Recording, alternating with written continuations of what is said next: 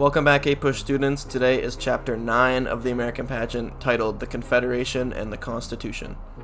If you don't know the American Pageant, it's fine because the content is still going to be the same. I'm going to be going over all the key terms and notes for this chapter that helped me get a 5, so I encourage you to take notes along as well. Articles of Confederation, the first draft of the written Constitution adopted in 1781.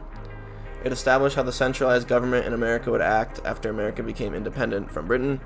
It proved to not work, the stepping stone to the Constitution. So the Articles of Confederation, you'll talk about this a lot, had many weaknesses that were addressed by the eventual ratification of the Constitution. The Northwest Territory, area below the Great Lakes but northeast of the Kentucky and Virginia region. Congress' way of handling how the territory would be controlled symbolizes the democratic wisdom of the early American government. Citizens who bought the land funded the government's debt. So basically the government took this land and didn't control it for themselves, but they offered to sell it at discounted prices to citizens to really settle the land, but also provide land for people who needed it. The Northwest Ordinance, laws that explained how the Northwest territories would be handled. It was a fair way to handle the new territory that was essential to avoid future conflict. This was one of the only really good things that happened under the Articles of Confederation. Federalism, an idea of strong central government and local government. It was one of the principles of the ratification of the Constitution and how the government would move forward. Separation of powers, separating government into 3 different categories.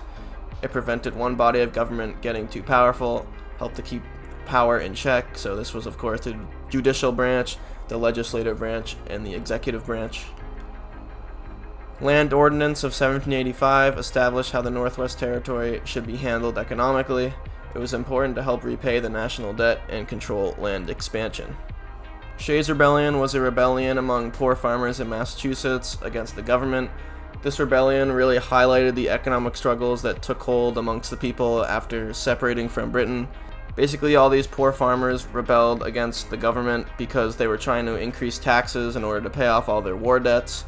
And this rebellion resisted those tax collecting efforts, and it really showed the weakness of the Articles of Confederation because they didn't have any real national strength to fight against these citizens who were basically just avoiding taxes.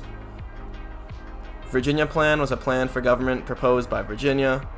Proposing a bicameral government based on population was good for solving the issue of population in relation to representation. Basically, this plan called to separate the legislative branch into the Senate and the House. Of course, one just equal among each states with 2 senators, and then also representation based on population with the House of Representatives. The New Jersey Plan was a plan offered by New Jersey in response to Virginia. It highlighted the concerns of smaller states and how there is intercolonial conflict because New Jersey, these smaller states, were worried about if you did House of Representatives based on population, that the smaller states would be outnumbered in government, which was true, and it showed the intercolonial conflict between especially big states and small states. The Great Compromise was how the states balanced population size to create the House and Senate. It solved the intercolonial issues between large and small states and led to future success within the government, so the Senate and House model really worked to balance between the states. Common law is not literal but based on precedent. It helped to simplify the Constitution and made it flexible and future-proof. Law was based on cases and opinions that can evolve over time. So instead of writing a million laws into the Constitution, they were able to write principles that would be interpreted by the judicial branch. And as times change and as we modernize, these decisions can be changed and adjust to the times. And that's why we have cases today that are based on previous rulings.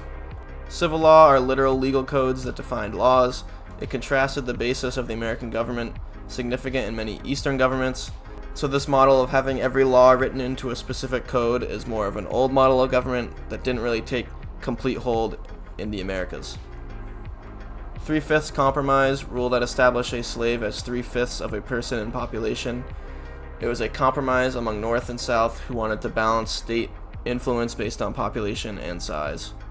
Anti-Federalists opposed the central government. It represented a group of people, particularly poor, who did not like the idea of central government, and it influenced the addition of the Bill of Rights. Of course, the Bill of Rights were designed to protect people from the power of the central government. The Federalist Papers, Federalists who pushed the idea for central government. It was significant in spreading the ideas of a central government and to ratify the Constitution. You might read Federalist Papers in your classes. Disestablished churches that were de-Anglicanized. It was significant in separating church and state and separating from old British traditions. Virginia Statute of Religious Freedom banned state-supported churches. It helped to separate church and state and promote religious freedom. Civic virtue, good people contributing to the common good. It helped to develop the importance of women in motherhood and encourage people to be virtuous. This eventually evolved into Republican motherhood. Republican motherhood put women in a more notable and important view in society. Highlighting the importance of women encouraged more women to be better homemakers and influences on their children. Women became essential for the future of the nation. So don't get too caught up on Republican motherhood. Obviously, there's still really defined gender roles for women in the home, but Republican motherhood really started to appreciate women's roles in the home, but it would take a long time, of course, to have women's roles evolve outside of the home. And that's a wrap. Thanks for watching. I'll see you in the next chapter, and goodbye.